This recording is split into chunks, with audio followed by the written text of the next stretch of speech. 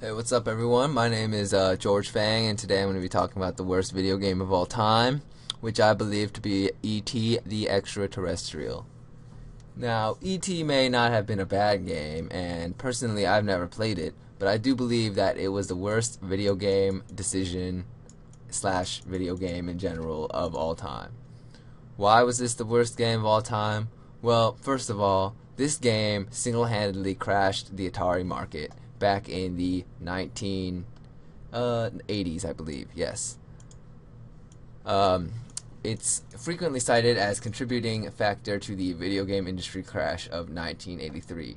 This game might not have been the worst game of all time in regards to gameplay, which is right here.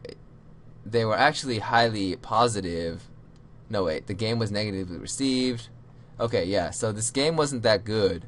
However, the worst part about it is that they massively overanalyzed the industry of the market for this game, and they made basically thousands and thousands of extra copies of it. I'm not sure the exact number if I can find it here, but anyway, they ended up having a $536 million loss, according to the company, and this led to the company being divided and sold in 1984.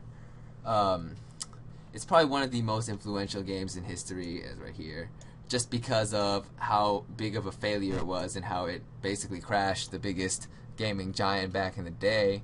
And it's funny because they actually had reported news that there were trailers of the boxes from Atari, and basically Atari took all the copies of ET that it didn't sell and buried it somewhere in a landfill and crushing it in cement. Basically, some people say it's an urban legend. It was never really confirmed or denied, but I think it says a lot. It's a pretty big testament to a game's failure when you have so many copies that you need to bury it in a landfill. I mean, imagine the massive losses that they must have incurred. It must have been done so poorly that they couldn't even afford to store the games anymore.